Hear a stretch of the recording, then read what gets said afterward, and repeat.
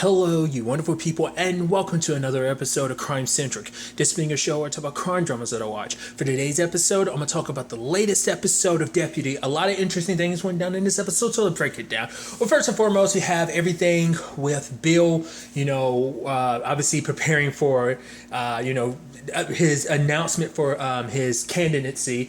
And so obviously, along with all this, there's so much going on. Like, obviously, Paula's still dealing with the whole, hostage situation. She thought she could move past it, but now she's not getting enough sleep, which Bill is like, you're already one of the top 3 surgeons. Like, the fact is, you kind of deserve to take time off. But for her, it's like, she literally just dealt with the whole minefield, which was the whole,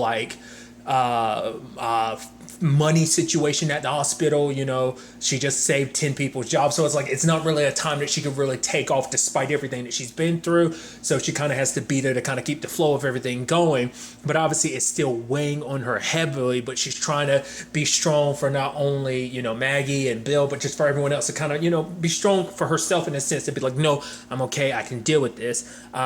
Interestingly enough, Paula's dad is played by the actor he's popped up in so many things, but Fox-wise, it's interesting. He played Miranda's dad on the Lethal Weapon TV show, so I thought that was kind of interesting. And I don't know if they've ever explained what he does, but the fact is that he was there kind of helping Bill and everything, because I love him being like, oh yeah, the previous sheriff came to visit me, a little bit before he died, because it was about a re-election and stuff. It's like, oh, what'd you say to him? Learn Spanish, because basically he wanted the Latin vote. And I guess he must be in a position where he must be like a high-ranking official or something like that, for him to be there kind of giving Bill okay, do this and do that, kind of giving him the ins and outs, kind of be like, all right, the family here being a representation, what you want the people to see is you as a human. So I think it was the LA Times is going to write something up about him.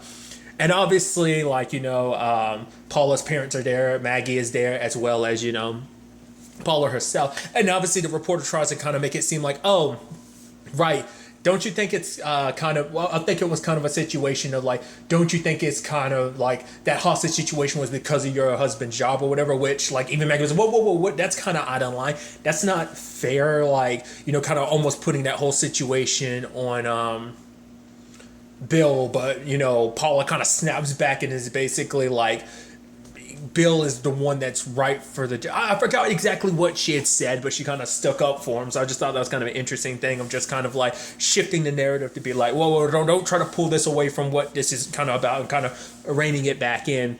Obviously, Bill's got to deal with the whole Carol situation, because Carol is still doing her thing, because she's still making a point of trying to take down Bill.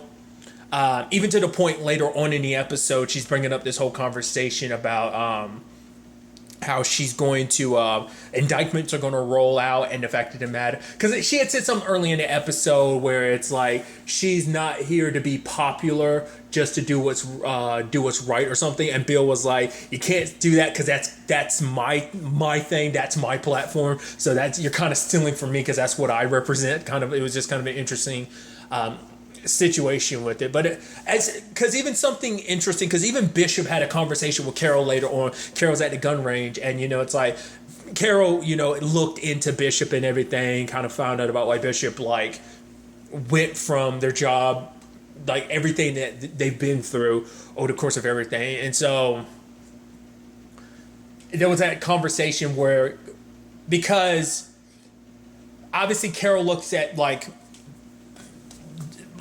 things from a very different perspective than Bishop. As Bishop is I get you kind of have the issue with men in this situation, but Bill isn't like every other man. All that he's trying to do, all the good that he's trying to do, that should outweigh any biases you might have against him otherwise, But for Carol, it's I don't need your vote, Bishop, but when I win, I'm going to, want to kind of have someone like you, essentially by my side. Bishop just freaking showing off, blah, blah, blah, centerfold mass of the paper. And Bishop's like, if you win, and kind of walks away, and just Carol's just kind of looking I was like, Bishop didn't have to do that. Didn't have to show off like that. It's just that was actually pretty badass. So I really like that. But so all while that's going down, you have Joseph and Minnick well, Charlie, investigating a case where this guy was pushed down the stairs or whatever, but he's not dead, because we end up finding out. What I also thought was kind of interesting is like Carter's working a case with them too. I was like, oh, that's interesting. But the fact of the matter is they are investigating this situation, trying to find out like, well, apparently like, they never actually explained it too much, but like the neighbor, he knew a lot, but they were like, why are you clamming up so much about like, oh, like the moment when Becca, he's like, I don't know who that is. It's like, you answer that pretty damn quickly. But I think it's because later on we kind of find out that basically he's just spying on he's a neighbor and he spies on his neighbor, and he doesn't want to admit that he's kind of as voyeuristic as he is, I guess, to a certain extent, because maybe he was spying on them, because I think the whole point was like he was spying on them banging and stuff like that, because like home dude, his name's Raymond, he has Becca as his wife, she's a much younger lady. There's obviously the whole situation with like his son and his daughter coming into the fold and everything, and they bring up Becca, that they were in an argument and stuff like that. They tracked out they all of them tracked out and talked to Becca, but then Becca's kind of like, oh no, like the one that was really mad was Regan. Like the fact of the matter is there's a prenup signed, we're married, so the kids weren't too happy about that, but I get it, I'm the younger lady married the older guy, but it's not like that. And I'm like, oh, maybe you do legitimately love him. And then it's just the person he was arguing with was his daughter Regan, and so it's like, okay, so it's kind of like back and forth. But it isn't until like Bishop ends up following the money, because Cade gave Bishop the idea of kind of like looking into it, and it seems like Becca was like transferring money to like a joint account, but it wasn't with her husband Raymond, and they show up because Raymond ended up dying. So this isn't just like some I don't know what would it classify an assault. It is it wasn't before, it was like attempted murder.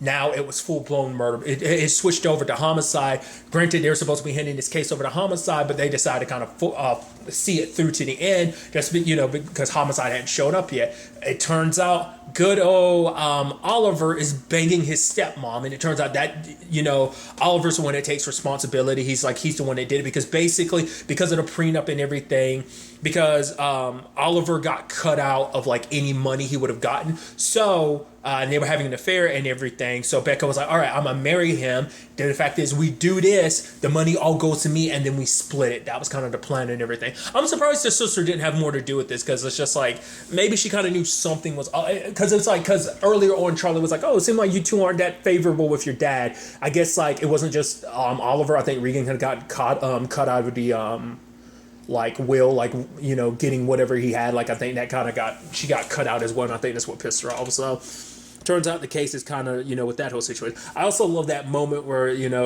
Charlie's like, oh, go, you let me change. And Joseph is like, why? You look good. And she's like, because, it isn't about looking good, it's about getting a job done. But also, I already know.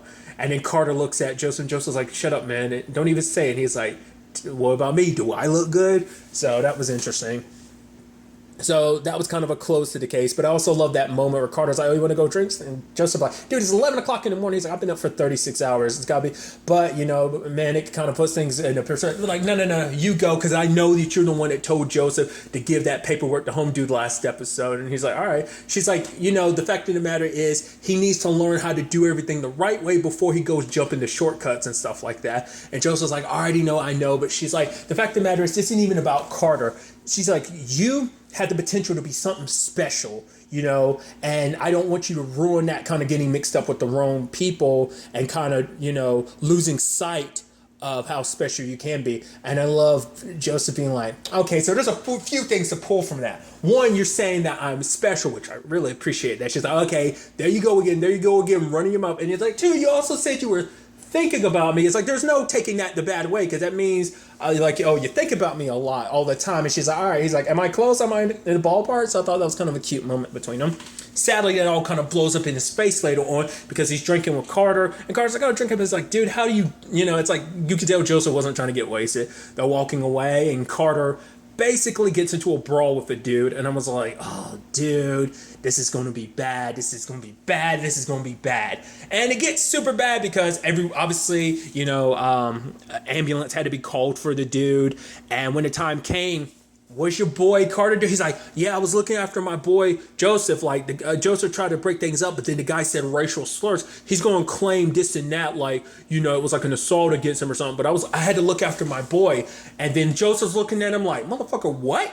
And then you have like Bill looking at Joseph. Is that what happened? And I was like, come on, Joseph, come on. Do it, Joseph. The conversation you just had with Charlie, he's like, that's what happened. I was like, damn it, Joseph. This is your moment, your true shining moment. It's like at this moment, what did Charlie literally just say to you? And basically, Bill doesn't believe a damn word. It's like, lock these two up until they kind of like get their story straight, you know? And it's like, and you could look at Charlie, and Charlie's so disappointed. Once again, what did I just tell you? What did we just talk about? And you literally screw it up just like that. You know, I'm disappointed in you because she put so much trust in him, you know? And Carter's like, I'm sorry. He's like, you play that race shit one more time, you play that race shit again, it's going to be like, you're going to have 2 black eyes or something like that. He's like, we're cool. And Joseph is like, no. So that kind of sours that relationship. And now this is also going to sour his relationship with Charlie until like he can bring it back potentially. Because she has so much faith. She believes in him so much. Bill believes in him. And he just squandered that because now Bill's going to realize like, oh, like, you know, because now it's going to make them second guess. Maybe we shouldn't have had so much faith in you. So that's going to be something, you know, Joseph is going to have to deal with going forward. So that's an interesting element. Another aspect to this episode is the fact is that, you know, Kate is still dealing with the fact is that Roberto and Camilla's grandmother still wants custody. And even them being like, we don't want to live with her, we want to stay with you. And he's like, you ain't got to worry about that. You don't worry about it. Leave it up to me and Teresa. We're going to fight tooth and nail to keep you guys. You know why? Because we're family. And he confronts the grandmother about it later on. And I thought, honestly, he handled that very nicely. He was like, the fact of the matter is, I don't want the kids to go, and they don't want to gotta go either. But she's like, I'm blood family and everything. And Cade, I love it. Cade literally threw out like something I was saying, like, be reasonable. Was like, okay, let the kids stay there, be in custody, but you still be a big part of their lives. It's not like Cade saying like, nah, middle fingers to your deuces. It's like, no, he wants you to be a part of their lives too. But it's just interesting because it's like, it's like, but the fact of the matter is this, you know, for him, it's like, but they're already in a good home and everything. But she's like, with the money we get from child services, and he's like, they're not a paycheck. You know, which she's kind of, obviously she takes offense to it because for her, it's like, oh, we don't need you kind of basically playing white savior. And he's like, this isn't about race. I love these kids. These kids are my kids. I'm not going to give them up to you because it's like, where were you when it came when their father died? It's like, oh, you mean the man that you murdered and everything? But that was my point. You didn't step into their lives, and like the situation they were in, at no point did you step into their lives while they were dealing with everything with their dad, because you split off from, like, it's just the timing is interesting. Like, you make it seem like you have ulterior motives. The fact is, you're not willing to even give it a shot. Like, you came up here with these pretenses of having fun, you're dropping them back off, and then immediately pulling this. That makes it seem like you have your ulterior motives. Like, they are sadly a paycheck, because you look at an opportunity here that you probably learn, oh, I can, legally get them. And it's like, also, you're not respecting what they want either. I get it, they're kids and everything, but even, because even Cade was like, he grew up in the foster system, and he knows, like, bouncing back and forth between houses, it's not something good, especially at their age. Like, that is such a traumatic situation, like bouncing back between different households and kind of being caught up in the system and everything. It's like, that is something that stays with you as a kid. I mean, it stayed with Cade, it affected him heavily, and it's just like, I'm so curious to see, like, what ends up happening, because obviously Cade kind of gets super upset about it, and she's like, walk away before I call the police and everything. And obviously he feels like he screwed things up, because if there was any middle ground to meet her with, he completely burned that bridge. To be fair, he extended that olive branch, but because he kind of blew up at her, she's like, oh, would you yell at the kids like this or something like that? And it's just like, that olive branch just got burned. So he's calling Teresa. I'm thinking the entire episode, like, we don't get to see her, but I'm assuming she's still working on the case because she's a lawyer. And even the lady from Child Services was basically like, build up the best case you can to kind of prove that. So I think that's going to be something they're going to be dealing with. Because at the same time, Kate's also dealing with something that he turned out one of his CIs ended up getting killed. It's actually kind of sad, because the dude used to kind of run weapons for like a particular gang, but then like during a shootout, his son got shot like 17 times. I'm like, Jesus. And so he turned, CI, and it's just that complicated thing. And I thought it was kind of interesting conversation with Kate, where it's like, there's no rising out of the muck, because even when you try to rise out, you basically get dragged back down, and he was murdered, because it was meant to be a statement being like, yo, don't snitch type of situation. So there's that whole element to it. And then circling back to the whole Bill situation. Well, for one, we had that conversation between Maggie and Paula. I thought was kind of neat, because even Maggie could sense like something was off with her mom, and it's just kind of like, like, I thought we weren't going to lie to each other, and it's just like, I can't get her out of my mind. And it's like, Maggie, is there being an understanding, it's like, have you tried the breathing exercises and stuff like that? And it's like, none of it's working. The therapy's not working either, and she kind of feels, but Maggie reminds her, it's like, the fact is, I'm there for you, and so is Dad. I thought it was kind of interesting, because even saying, like, even her perspective on this whole, her dad running for sheriff situation changed, because she was like, I get it, like, I want Dad, but also Los Angeles needs Dad, so it's like, I guess I could get used to sharing. Like, it's a situation where she kind of recognizes the good that her dad does, so she kind of supports him with all of this. But what I also thought was neat was Paula confronting the lady from the hostage situation. For her justification is still like, no one was going to do anything about Home Dude, so I had to protect the man that I love. Which Paula is like, the fact of the matter is, I would have done something despite everything. I would have found a way to take care of him, because if because it's like, now was it all worth it? Because at the end of the day, all that you sacrificed, you're never going to see him again because of what you did. And the fact of the matter is like, you didn't have faith. And she's like, oh, so you're going to bring God in? She's like, no, not faith in God. I'm talking about a different faith. Faith in people, that people will make choices and do things. She's like, I would have helped. I was going to help. She wanted to help, because the entire time she was being like, whoa, because like the prison wasn't going to take the funding necessary to make sure to look after him. But Paula even was talking at the time that she wanted to do things a little differently. Like, obviously Home Dude felt bad about it, because he actually knew that Paula was a very caring person. So he actually felt bad, but it was all about saving his life. And obviously, it's like being with the woman you love, and the woman wanted to be with the man that she loves. So it's a complicated thing. But for Paula, it's like, I've let you take away my power for too long, but I'm not afraid of you anymore. It's like, I like that kind of taking, because she's like, are you done? And Paula was kind of like saying, and then she said that, and then she was like, now I'm done, and walked away. Because it is a sad situation. Like, Paula would have helped, but you didn't. You just went about things your way. Because she was even saying, like, Bill, Bill is the type of person who would have bent over backwards and kind of help in some shape or form. Like, if you had brought maybe your story to us, maybe we could have helped. Bill could have found, maybe, I think, kind of suggesting, like, maybe Bill as a sheriff could have found some other way, because he wouldn't have gotten caught. He would have been like, because for Paula, it's like, despite what someone's done, when someone is in my care, I give them, that's, her oath as a doctor, it's like, do no harm. Like, despite, even with that's the whole thing. Like, even when you're conflicted with, well, this person did this, it's like, this person is still my patient, and I got to give them the best, attendance, attention, like I would any other patient, so it's that type of situation. So I thought that was kind of a neat and powerful moment for her. Now, another angle to this whole situation is Jerry getting super pissed because of Charlie continuing things. It's like, that was supposed to be homicide's investigation, but Charlie kept investigating, which, it's like, well, and then Bill's like, homicide was still slow. They were late to show up, and Charlie and them were jumping on the opportunity to take care of the killer, and lo and behold, they caught the killer. So now it's that like department pissing contest, I think, type of situation. But Jerry is pissed at it because, like, he's a very by the books type of person, which Bill isn't.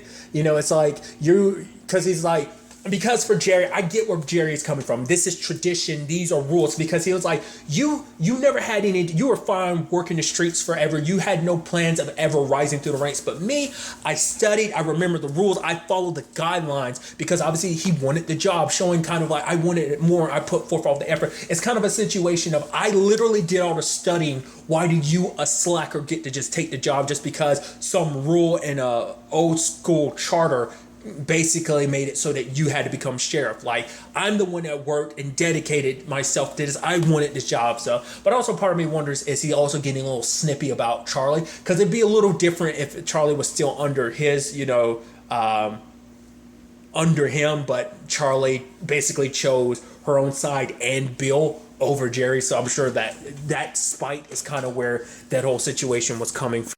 But I'm sure it doesn't help that Bill is like, come to the I want you there at my announcement. And Jerry's like, why? He's like, because I asked you to. And I was like, maybe he kind of feels like he's a little slighted in that remark. Maybe he felt a little slighted against Bill. Like, I think it's kind of interesting. Jerry's had that, whatever it is he has on Bill, because we still don't know what it is, but it's like enough to kind of destroy Bill. But it's like, you've had it this entire time, yet you've never went to it. Because I guess for him, it's like, I guess he recognizes it's kind of shitty going about it this way, so he doesn't want to. But now it's kind of a last resort because Bill is going forward with running. So I guess that's a different circle. Because even to the point, he's like, Carol, I got some dirt on Bill. And she's like, all right, good. But I'm going to hand it over to you once you bow out the race, and then you can work under me and stuff. And like, she's like, whoa, what?